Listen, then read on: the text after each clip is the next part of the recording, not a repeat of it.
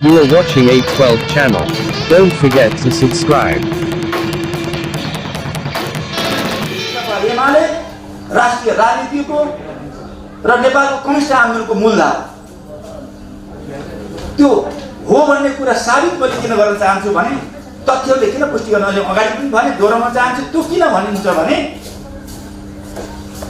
सत्तापक्षका साथीहरू प्रतिपक्षको विरुद्धमा महागठबन्धन गरेका छन् त्यसमा मुर्दार हो किन मूल शक्ति भएको बेला विरोध गरिरहेका छन् अहिले पनि मूल शक्ति छ जनाधारको दृष्टिकोणले पार्टीको दृष्टिकोणले र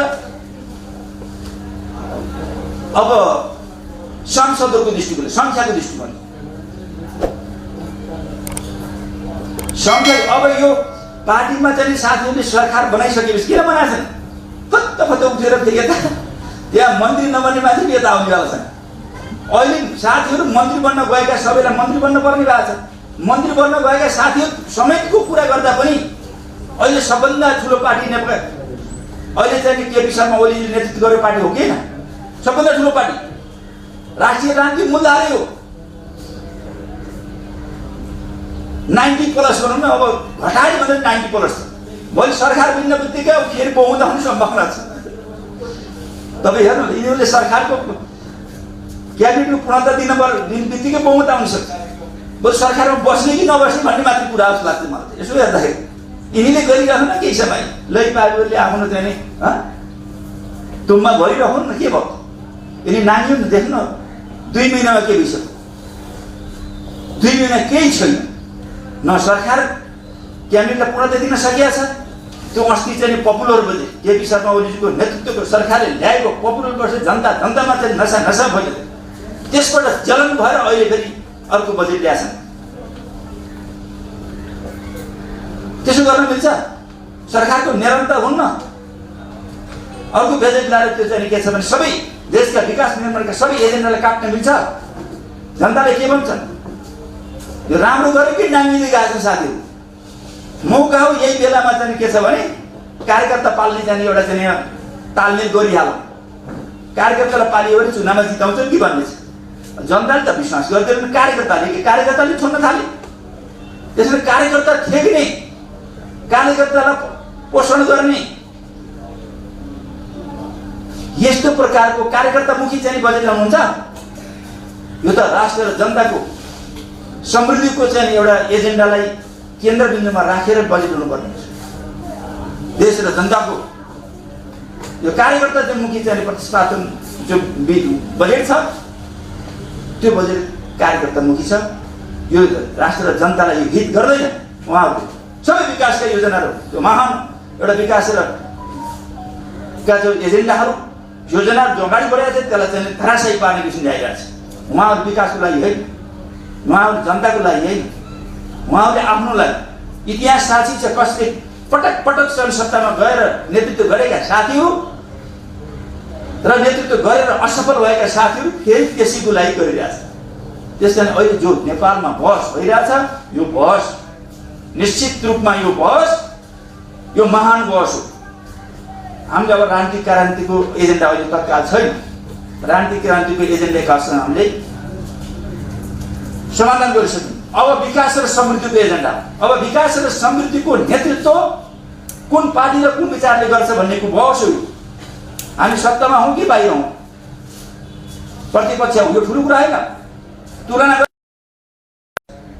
कुन पार्टी र कुन नेताको नेतृत्वमा कुन विचार र कुन दर्शनले अथवा कुन घोषणापत्रले कतातिर लाग्छ कुनको कसको पालामा चाहे राष्ट्रियताको रक्षा र विकासको प्रश्न होस् चाहे पूर्वाधार विकासको प्रश्न होस् चाहे सामाजिक सेवा सुरक्षा र न्यायको प्रश्नमा होस् चाहे अन्तर्राष्ट्रिय सम्बन्ध सुदृढ गर्ने र अझ त्यसलाई विकास गर्ने सन्दर्भमा होस् यी सबै सन्दर्भमा अब नेपाली जनताले बहस गर्ने नेपाली जनताले चोइस गर्ने नेपाली जनताले अब अध्ययन गर्ने बेला आएको छ यो महान बहस यो ठिक ठाउँमा भएको छ कसैले अब भनेर पार्टी फुटे अन्त भए यो बर्बाद हो भन्छ यसो होइन कहिलेकाहीँ सर्पले पनि एउटा समय गुज्रेपछि काँचुली फेर्छ यो काँचुली फेर्ने बेला नयाँ एजेन्डा छ अब कसले यसको नेतृत्व गर्ने कुन विचार कुन दर्शन कुन राजनीति कुन एजेन्डा कुन मास्टर प्लानले गर्ने हो कुन व्यक्ति कुन नेता कुन पार्टी यो सबै चिजहरूको अध्ययन गर्ने बेला चोइस तुलना गर्नु समकालीन देशको राजनीतिक परिस्थितिमा यो चाहिँ अध्ययन गर्ने परिस्थिति आएको छ। यसलाई गम्भीरतापूर्वक हामीले चाहिँ लिनुपर्दछ। विनाश भयो होइन, बर्बाद भयो होइन, हामी प्रतिपक्षमा बसेर पनि यो ठिक भएको छ भने यो बहस सत्तामा बसेर मात्रै हुन्छ भन्ने होइन, राजनीति सत्तामा बसेर मात्रै हुन्छ भन्ने होइन, राजनीति चुनाव सत्तामा बसेर मात्रै हुन्छ भन्ने होइन। हामीले ठिकसँग जनतालाई बुझाउन सक्यौँ र हामीले बुझ्न सक्यौँ भने वास्तवमा प्रतिपक्षमा बसेर पनि हामीले सही विचारलाई, सही योजनालाई, सही कार्यक्रम अगाडि बढाउन सकिन्छ। जनतालाई ठिकसँग बुझाउन सकियो भने राम्रोसँग जनादेश प्राप्त हुन्छ। त्यो हामीले पार्टी एकता गर्दा अलिकता हल्का र अलिकता हतारो गर्यौँ। त्यसमा कतिपय साथीलाई चुनाव जित्ने मात्रै र त्यहाँदेखि फाइदा लिने मात्रै स्वार्थ थियो। त्यसपछि हामी एकताको निरन्तरतामा गयौँ। केही स्वार्थ बोकेर आएका मान्छेहरू गए भागे, कुरा त्यति हो, अरू केही छैन। त्यस कारणले हामी नेपालका कम्युनिस्ट पार्टीहरू टुक्रा टुक्रा हुनुहुन्न। हामी त भन्छौँ नेपाली काङ्ग्रेस पनि फुट्नु हुँदैन,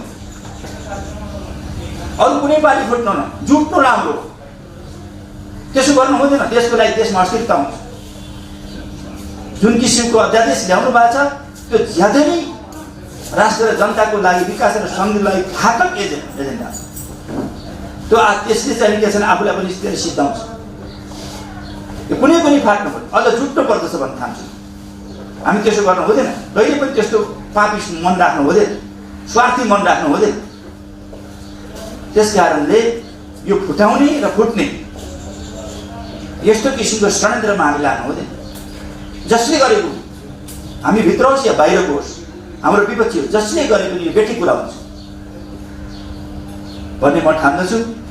र अब बाँकी कुरा अब यिनै कुराहरू तपाईँहरूले केही छ भने यसो राख्नु। तपाईँ एमसिसी बारे प्रतिक्रिया दिनु भएन, जम्दो विषय होइन। एमसिसीको बारेमा हामी धेरै बोल्नुपर्छ जस्तो लाग्दैन। अहिले हामी सरकारमा छौँ, सरकारमा छैनौँ होइन। त्यस कारणले सरकारले आफ्नो स्थिति क्लियर गर्छ। सरकारले अमलमा छ, सरकारले बनाउन सकिरहेको छैन। हामीले धेरै बोलेर अहिले हुनेवाला पनि छैन। सरकारले आफ्नो स्थिति पहिला क्लियर गर्छ। एमसिसी पास गर्ने हो भने किन पास गर्ने होस्, नगर्ने हो भने किन नगर्ने होस्, उसले पहिला प्रस्ताव ल्याउनु पर्यो। ल्याउनै सकिरहेको छैन, अगाडि बढ्नै सकिरहेको छैन। पहिला किन आएन संसदमा? योभन्दा अगाडि किन आएन?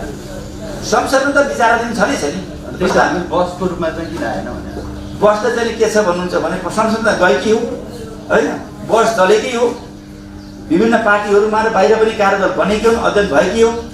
त्यस कारणले त्यसमा सर्वसम्मति संसदमा गइसकेपछि भर्सक देशको राष्ट्रिय सहमति जुटाउँदा राम्रो हुन्छ। यसमा राष्ट्रिय सहमति जुटाउँदा राम्रो हुन्छ भन्ने ठान्दछु। अहिले पास गर्ने कि पास गरेर हामीले भनेर हुने कुरो त भएन। सरकारले जो पैसा चाहिँ लिन पर्यो नि, सही हो कि गलत हो, उसले चाहिँ पहिला चाहिँ त्यसलाई चाहिँ अध्ययन गरेर ल्याउनु पर्यो। यो सरकारको जिम्मेवारी। तर पनि अब तपाईँहरू जिम्मेवार प्रतिपक्ष भएको हिसाबले तपाईँका मतदातालाई तपाईँ के भन्न चाहन्छ? आजको परिस्थितिमा एनसिसी ठिक छ छैन, पास गर्नुपर्छ या पर्दैन, के भन्नुहुन्छ? होइन, हामीले त पहिलेदेखि भनिरहेका छौँ। यसमा चाहिँ कतिपय चाहिँ राष्ट्रको हितका चाहिँ हितमा नभएका चाहिँ त्यस्ता किसिमका प्रावधानलाई करेक्सन गरेर हामीले त त्यो अगाडि बढाउनु त भनेको त छौँ नि। त्यसमा हाम्रो तयार गर्नु भएको छैन पहिलेदेखि हाम्रो त छँदैछ, यस्तो विषयहरू त छँदैछ। भनेपछि तपाईँ चाहिँ मैले त म त ऊर्जा मन्त्री हुँदा नि भनेको थिएँ। ऊर्जा मन्त्रीमा अलिकता मिडियाका साथीले फेरि यताउति अलिकता तामतुम गरिदिँदाखेरि अलिक त्यसो गरिदिनु कोही कोही ठाउँमा हुन्छ। त्यो अलिक प्रोभोकेटिभ त्यो किसिमको चाहिँ त्यो शीर्षक हालिदिँदाखेरि मान्छेले त्यति बुझ्छ, यस्तो भन्छ। त्यस कारणले यो विषयमा मैले चाहिँ ऊर्जा मन्त्री हुँदा पनि आफ्नो धारणा स्पष्ट राखेको थिएँ। पछि मैले क्लियर गरेँ, त्यहाँ फर्म पार्न खोजिएको त्यो मैले क्लियर गरेँ। त्यो तपाईँले एकचोटि अध्ययन गर्दा हुन्छ। यसमा भनेपछि अलिक भर्खर तपाईँले भन्नुभयो के करेक्सन गरेर होइन, त्यो सुन भनेपछि यदि करेक्सन भयो भने तपाईँको अनुसार चाहिँ पास हुनुपर्छ होइन। करेक्सन भएर राष्ट्रिय हितको पक्षमा हुने भयो, त्यसको लागि हामीले मात्रै भनेर भएन। त्यो त चाहिँ राष्ट्रिय सहमति हुनु पर्यो। यी सबै चिजहरू छन्। त्यसलाई सरकारमा बसेपट्टि जिम्मेवार भन्नुभएको हुनाले उसले पहिला कसरी ल्याउँछ प्रस्ताव त्यो हेर्न पर्यो नि त हामीले। त्यो भइसकेपछि हुन्छ। एमसिसी उपाध्यक्षलाई भेटिसकेपछि अध्यक्षले केही प्रतिक्रिया दिनुभयो होला नि त? खै हामीलाई मैले भेट भएको छैन अध्यक्ष त हिजो एकचोटि आमसभामा भेट भएको थियो म जिल्लातिर बाहिर गएको थिएँ आज हिजो राति 11 बजी माथि आएको त्यस कारणले मेरो त्यो के भइरहेको त्यो सबैतिर मैले बुझ्न पाएको छैन। अब यो संसद कहिलेसम्म अवरुद्ध गराउनु के छ? त्यो त जबसम्म हाम्रा माग पुरा हुन तबसम्म अवरुद्ध हुन्छ चलेन। सरकारले सम्बोधन गर्नु पर्यो, सरकारले आफ्नो कुरा सम्बोधन गर्नु पर्यो। अहिले अघि उठाउनु भएको छ कुरामा आशयले त सभामुखले राजीनामा दिनुपर्छ कुनै कुरा हो। त्यस्तो सभामुखले त 1 सेकेन्डमा त 1 सेकेन्ड बस्नु हुन्थ्यो। त्यस्तो हुन्छ 1 सेकेन्ड बस्नु हामी त्यस्तो भएर बस्दैनौँ। तपाईँलाई थाहा छैन हामी हर प्रकारको चिजको सेक्रिफाइस गर्न तयार छौँ। के सभामुख भएर मात्रै सबै चिज हुन्छ, के संसद भएर मात्रै सबै चिज हुन्छ, के मन्त्री भएर मात्रै सबै चिज हुन्छ, के प्रधानमन्त्री मात्रै हुन्छ? विचार कुरा, राजनीति कुरा, एजेन्डाको ठुलो कुरा होइन। तपाईँलाई थाहा छ नि हामीले अहिले संसद थियौँ त्यसलाई त्याग गर्न तयार भयौँ, त्यो पनि त्यो कुरा छ नि। तर हामीलाई त्यस्तो ह्युमिलेसन केही पनि छैन। संसद त हुन्छ आउँछ जान्छ, मन्त्री त हुने नहुने भइरहन्छ, प्रधानमन्त्री हुन्छ, सभामुख हुन्छ। तर यस्तो प्रकारको चाहिँ लोकतन्त्र विरोधी संविधान विरोधी काम गर्नु हुँदैन। त्यही एउटै पनि अनि एजेन्डा भने एउटा एजेन्डामा हामीहरूको एजेन्डामा फटाफट चाहिँ अब सूचना टाँग्ने, त्यही एजेन्डामा अर्काको 2 महिना लड्काइदिने, अन्डा कुरा गर्ने, त्यस्तो हुन्छ?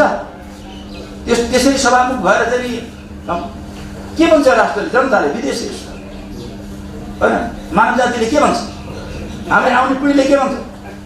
राजनीति र संसदमा यस्तो खेल भइरहने चाहिँ दूरगामी नेतृत्व नभएकै कारणले होला त के लाग्छ तपाईँलाई आजको परिस्थिति? मलाई अहिले मैले भने अलिअलि रूपमा जसरी सभामुख उहाँलाई बनाउँदाखेरि त्यो विचार नगरेर नै आज यो स्थितिको परिस्थिति आएको हुनसक्छ कि के लाग्छ? त्यो हो दुर्गामी हामी छौँ, अरू कोही छैन हो कि होइन? त्यस्तो होइन। त्यो तथ्य रियलिटी बताउने कुरा हामी छौँ भन्ने होइन, हाम्रो पनि कमजोरी हुनसक्छ नि होइन। कमजोरी भयो त हामी पनि कठोरमा त आउनु पऱ्यो नि। हामीलाई कसैले त्यस्तो ठाउँमा गएर तैँले यस्तो गरिस् भन्दा चाहिँ भयो भने त हामी जस्टिफाई गर्नुपर्ने हुन्छ नि। त्यस बेला त हामी त चाहिँ के छ भने हामी अदालतमा त चाहिँ खडा हुनुपर्ने हुन्छ नि, जनताको अदालतमा। त्यो अरूलाई माथि भन्नु त्यो त तथ्यहरूको हातमा। हामी यस्तो होला भन्ने भएन, यस्तो होला भन्ने भएन। अब भयो त के भयो त अब त्यो त बिहोर्नु पऱ्यो, अब त्यसलाई कि त करेक्सन गर्नु पऱ्यो। हामीबाट त भएको छ नि, हामी मात्रै खिच्छौँ भने हामी त्यसमा त त्यो सभामा त गएकै छैनौँ, त्यो कसीमा त हामी गाँसेकै छैनौँ भने हामीलाई भन्ने कुरा भएन नि। हामी सही थियौँ भन्ने कुरा पनि भएन। हामीले त्यो सभामा भइदिएको भए हामीले कसरी सम्पादन गर्थ्यौँ? यदि हामीले त्यस्तै गल्ती गरेर भने हामीले सजाय पाउनु पर्थ्यो। त्यो सभामुखहरू मैले अरूलाई मात्रै भन्नु खोजेँ, उहाँ मात्रै बदमास अथवा गलत गर्नुहुन्छ, हामीले महान गर्छौँ भन्ने पनि होइन। तर हामीले फेरि त्यस्तो काम त अहिले गरेर त्यत्रो विवाद आउने त्यस्तो काम त अहिले गरेर आएकै छैनौँ। अहिले पनि त हामी त्यही छौँ। भन्ने लो पार्टीमा भन्नुहोस् या सरकार भन्नुहोस् या त्यो पहिले त दावा गर्ने पनि मन लाग्छ होइन। भोलिका दिनमा होइन, हिजोको इतिहास हेर्दाखेरि त अहिलेसम्म छिरिक्क जाने न पार्टीमा कारवाही भएको छ, न आलोचना भएको छ, न कुनै बेठिक भयो भनेर कहीँ साथीहरू पार्टीमा कारवाही भएको छ। विभिन्न कारणले तपाईँ हेर्नु न, धेरै मान्छे भन्ने मान्छे पनि कारवाही परेको छ नि त। खै हामी त आलोचना गरिसक्नु भएको छ। हाम्रो पनि चाहिँ 48-49 वर्षको राजनीति इतिहास हो। अहिलेसम्म कुनै कमिटीमा पढ्दा अहिलेसम्म छिरेको त्यो त भोलि के हुन्छ म भन्न सक्दिनँ। भोलि पनि हामी गल्ती नगर्ने कोसिस गर्छौँ, तर अहिलेसम्म त हामी त्यस्तो घटना त हामी परेका छैनौँ। कुनै प्रकारको घटना, कुनै प्रकार दोषी त अहिलेसम्म खेपिएको छैन। राजनीति हामी पनि त गरेका छौँ, मन्त्री हामी पनि त भएका हौँ, संसद हामी पनि त भएका हौँ। भोलि हुन सकिन्छ, नहुन सकिन्छ। फेरि संसद र मन्त्री अथवा चाहिँ सभामुख भएर मात्रै गल्ती गर्छ नि, बाहिर बसेर त्यो गल्ती गर्छ नि। अनि उसको कमजोरी त हुन्छ नि मान्छे, राजनीति मात्रै नरह अरू प्रकारका कमजोरी त हुन्छ नि। भइरहेका छन् मान्छेहरू, कारवाही भइरहेका छन्, जेल सजाय भोगिरहेका छन् होइन। महिम भन्ने मान्छे थाहा छ नि तपाईँहरू नभएको हो र।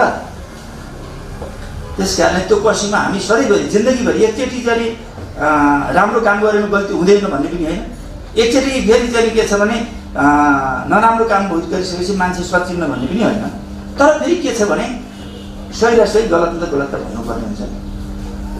राजनीतिमा पछिल्लो पटक जस्तो कि अब संवैधानिक राष्ट्र प्रमुखहरू जस्तो राष्ट्रपतिको नाम पनि दलीय क्षेत्रबाट गएको हुनाले विभाजित गर्यो। अहिले सभामुखकै सिलसिलामा यहाँहरूको कुरा आइरहेको छ। सायद नेकपालाई समर्थन गर्ने, तपाईँहरूको पार्टीलाई समर्थन गर्ने फेरि कोही काम अगाडि बढ्यो होला।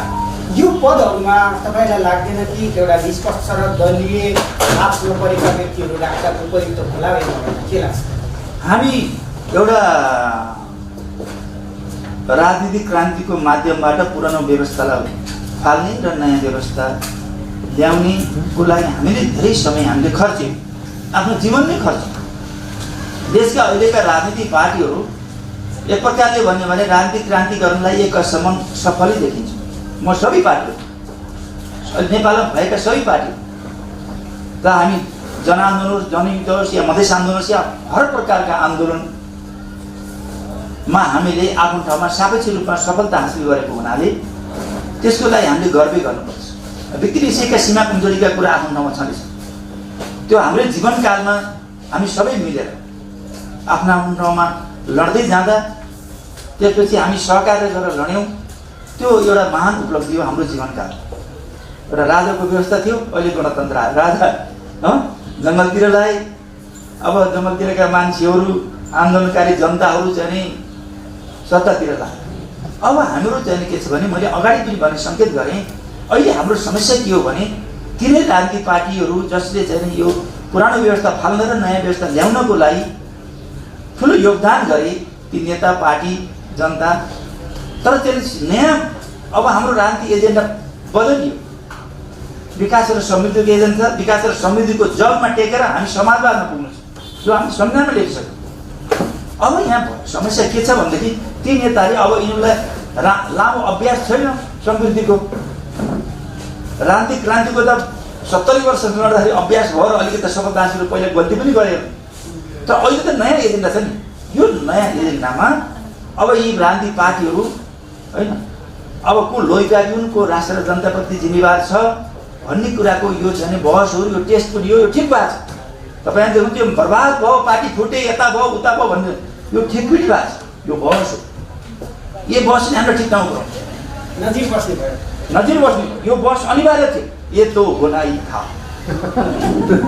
ये तो होना ही था। यो अहिले यो जो बहस भइरहेछ हाम्रो एजेन्डा फरक भएको हुनाले यो कुन पार्टीले, कुन नेताले यसको चाहिँ नेतृत्व गर्छ, कसको विचार, कसको राजनीतिक एजेन्डा र देशको समृद्धिको कसको चाहिँ एउटा मास्टर प्लान, मार्गचित्र र त्यसको चाहिँ कसले सक्षम नेतृत्व दिन सक्छ।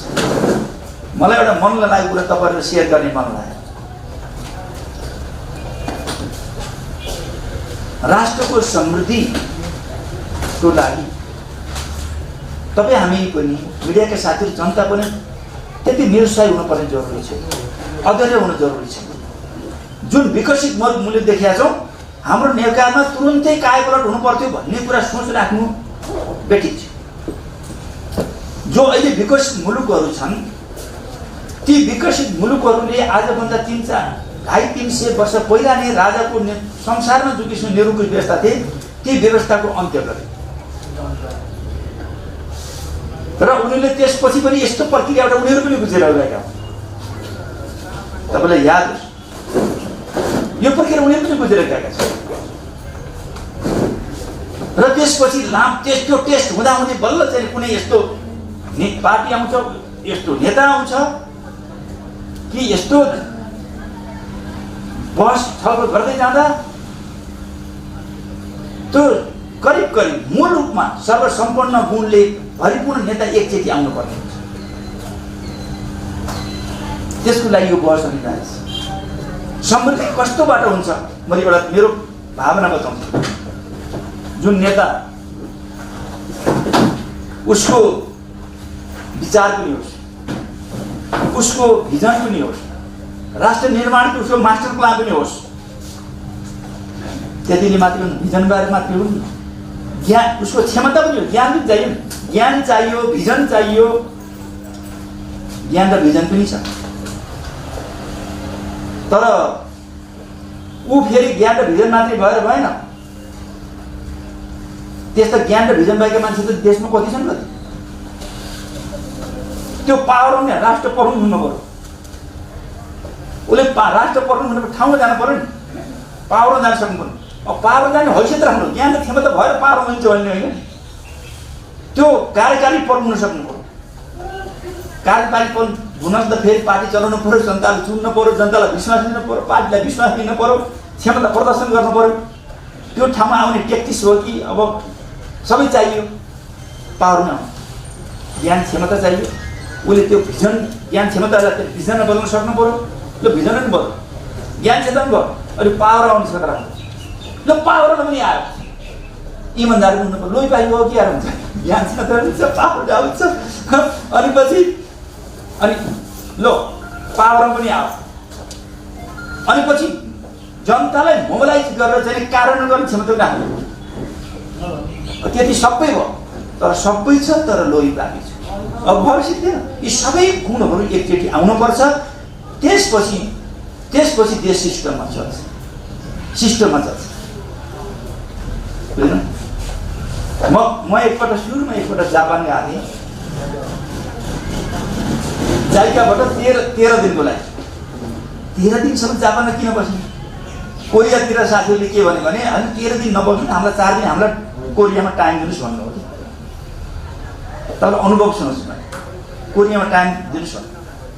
हुन पनि हो अर्को कोरिया, अर्को देश पनि घुमेर आइदिनु, साथीहरू भेटिनु गयो भने लो पलायो अलिअलि, जाने मन पलायो भनौँ।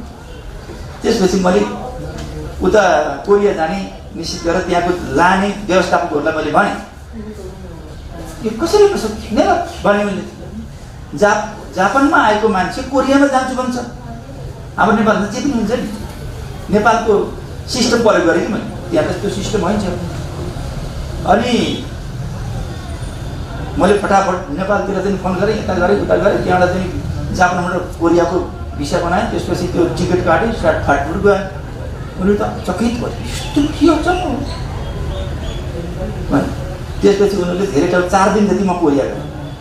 उनीहरू हाम्रो साथीहरू, अरू बाँकी रहेको साथीहरू, सांसदहरू हुनुहुन्थ्यो, उहाँहरू विभिन्न ठाउँमा घुम्नुभयो, यता गर्नुभयो।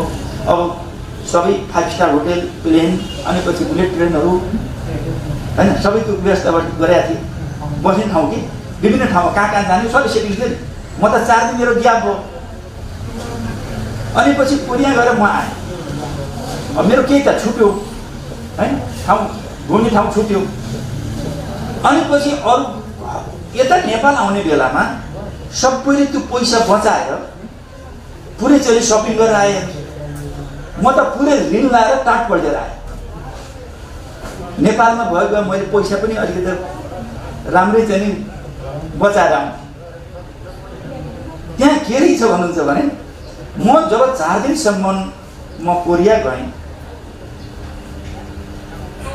त्यहाँको बुलेट ट्रेन, त्यहाँको प्लेन, त्यहाँको होटेलको जो किसिमको क्यान्सिल भयो नि। अब त्यसको सम्पूर्ण क्यान्सिलेसन चार्ज चाहिँ सबै मलाई लागेको थियो। गल्ती त उनीहरूको होइन, मेरो हो नि। नेपालमा होटेलमा लाग्छ, होटेलमा अर्को मान्छे बसाल्दिनँ, त्यसपछि त्यसको पैसा आफूले आयो। त्यसपछि प्लेनमा जाने, त्यसले प्लेनलाई क्यान्सल गर्ने, त्यसको टिकट अर्कालाई दिने, बेच्ने, गोजा हाल्ने। नेपालमा यस्तो हुन्छ नि अलिअलि, हुनसक्छ भनौँ न अलिअलि ठकठाक यताउति गर्नु। त्यहाँ के छ भने यत्रो सिस्टम कि त्यो कसैले त्यो लोभ गर्दैन, सबै त्यो क्यान्सिलेसन हुन्छ नि। क्यान्सिलेसन चार्ज त गल्ती मैले गरेँ, उसले किन तिर्ने, कति तिर्ने? त्यसको क्यान्सिलेसन चार्ज सबै मलाई लगाइदिएपछि मलाई ऋण लाएर, तर मलाई आनन्द सिस्टम यस्तो सिस्टम बस्नुपर्छ। सिस्टम बसाल्नै सकेन। यो सिस्टम बसाल्नको लागि पनि यो बहस जरुरी छ। यो लडाइँ हामी आत्तिएका छौँ। हामी तपाईँहरू यो बहसमा मेरो सुझाव मान्ने नमान्ने आफ्नो कुरा हो, विचार न हो, सेयर गर्ने कुरो हो है, मान्न जरुरी छैन, स्वतन्त्रताको कुरा हो। तर मेरो विचारमा के छ भने यो बहस जायज छ, यो लडाइँ जायज छ। को सत्ता आफूको प्रतिपक्ष छोड्दिनुहोस्। यो बहस गम्भीरतापूर्वक हामी चाहिँ नेपालीवासीहरूले, नेपाललाई मायाले, नेपालको समृद्धि चाहनाले यो बहस छिर्नै पर्दछ। र यसमा सबैको फेरि भविष्य अध्ययन गर्नुपर्छ। सबै पार्टी, सबै नेताको पनि, मुख्य नेताहरू, त्यसमा त हाम्रो पनि अरूहरू पनि कर्मश अध्ययन गरेर जाने न हो। यता एकपछि अरू हिजो चाहिँ नेता हुँदा, संसद हुँदा के गरौँ, सबैको त कल्पना नै छ नि त। कसले कति गर्न सक्ने हैसियत कति राम्रो रहेछ। यो देशको पक्षमा, यो आफ्नो जिल्लामा, आफ्नो ठाउँमा, आफ्नो देशमा, राष्ट्र र जनताको पक्षमा, विकास र समृद्धिको पक्षमा कति गर्न सक्दो रहेछ भन्ने कुरा अलिकति बहस पनि ल्याउनुपर्छ जस्तो लाग्छ। त्यसपछि को बेसिकली इमान्दार छ, को बेसिकली बदमास छ भन्ने कुराको पनि यो बहस हो भन्दा, त्यस कारणले यो ठिक छ भन्दा चाहिँ मलाई यसबाट नाच्यौँ र यसबाट कोही नमात्थ्यौँ भन्ने छ। अरू केही ल भन्नु। यो साढे जुदाई बादशाही चाहिए हजुर। संसद चाहिँ अब जनताको लागि भनेर बनाए होइन। तपाईँ जननिर्वाचित भएर संसदमा जानुहुन्छ, अनि राजनीतिक दलहरूको राजनीतिक अभिष्ट पुरा गर्नुको लागि चाहिँ जनता चाहिँ जहिले पनि मर्काउनु पर्नुपर्ने, संसदलाई बन्धक चाहिँ तपाईँहरूको एउटा राजनीतिक फाइट छ, त्यो सबैले देखेको छ होइन। तर जनता त मारमा पऱ्यो नि तपाईँले गर्दा। अब दसैँको मुखमा कर्मचारीहरूले तलब पनि खानु नसक्ने जस्तो अवस्था छ। के सधैँ बन्दै होइन? नेकपा एमाले उधार भएर जानु सक्दैन। जनताको लागि काम गर्ने भने नेकपा एमाले अलिकता उधार भएर जानु सक्ने। नेकपा एमालेको उधारको त कुरै छोड्नु, ऊ त उधारकै चाहिँ मजाले चाहिँ प्रतिपक्षमा बसेको छ, आनन्दित बसेको छ, आफ्नो कुरा राखेको छ। तर संसदलाई बन्द बनायो नि। यो संसद त चाहिँ औचित्य संसद मैले छोडिदिइसकेँ। तपाईँ किन मलाई किन सोध्नुहुन्छ? संसद त औचित्य, यो संसद त औचित्य भइसक्यो। चुनावमा जानुपर्छ, तुरन्त चुनावमा जानुपर्छ। यस्तो चाहिँ यिनी तरिकाले हुन्छ, म अशिष्ट शब्द प्रयोग नगरौँ, यस्तो ताली संसद चल्छ। मान्छे बोकेर चढाउनु पर्ने अगाडि मान्छेलाई बोकेर मान्छे बुझेर जानु पर्ने यस्तो हुन्छ।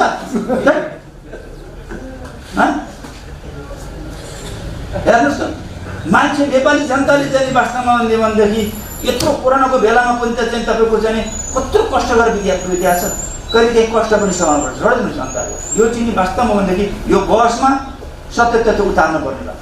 संसद अवरुद्ध गर्नै पर्छ, गठबन्धनलाई बदनाम गर्नै पर्छ, कर्मचारीले पनि यसो पाउनै पर्छ, यिनीहरूको कारणले हामीले तलब नपाएको भन्नु पर्छ।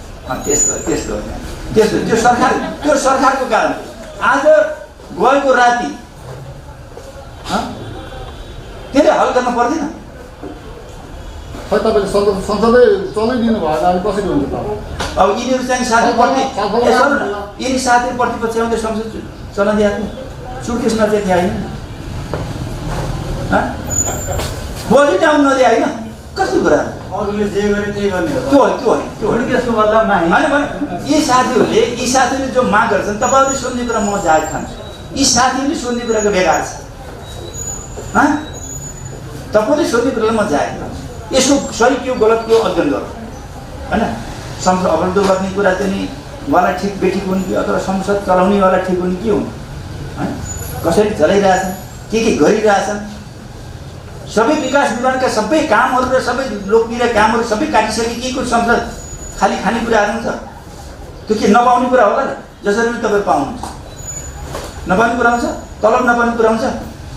कसरी रोक्छ तलब? कसरी रोक्न सक्छ? रोकिनु भयो रोकिनु कुनै पनि हाम्रो रोक्यो भने एमाले जिन्दाबाद। कसरी त्यो त के बजेट एमाले अवरुद्ध संसद अवरुद्ध गरेर पास सकेको छैन। अनि यसलाई चाहिँ अब एमाले दोष लिने कि नलिने यसमा जिम्मेवार कति हुने? मूल जिम्मेवार सरकारले लिनुपर्छ। सरकारले जो यस्तो तरिकाले गएर सरकार अलिक प्रतिपक्षले के दोष लाउनुहुन्छ? सरकारको ताल हेर्नु सबै खतम पारिसक्यो। संसद अवरुद्ध गर्दा र प्रतिपक्षले प्रतिपक्षको त धर्म हो संसद अवरुद्ध गर्ने, विरोध गर्ने। सरकारले मिलाउनु पर्दैन। सरकार त जिम्मेवारी सरकारमा बस्ने नै, सरकारमा बस्ने त त्यो आफ्नो पहल गर्नु दिनु पऱ्यो। अब प्रतिपक्षलाई दोष गर्नु तपाईँहरू पनि के छ भने एउटा नजरले एकीतिर गयो कि अब साइड त तपाईँले पुरै सरकार पक्ष हुँदा पनि पुरै दिई सरकारलाई गाली गर्ने, अनि पछि प्रतिपक्ष भने त्यसैलाई गाली गर्ने कि प्रतिपक्ष हुन पनि नपाइ जस्तो हुन थाल्यो। के भयो प्रतिपक्ष भएर त अलिकति आनन्द होला भनेको त। अब यो त सरकारले पनि प्रतिपक्षलाई दपटिरहेको छ, अनि पछि बाहिर मिडियाका साथीहरू पनि प्रतिपक्षलाई दपटिन थालेपछि काम लाग्छ। एमाले पत्रकारहरूलाई हेरेन कि क्या हो कि? एमाले पत्रकारहरूलाई हेरेन कि क्या हो कि?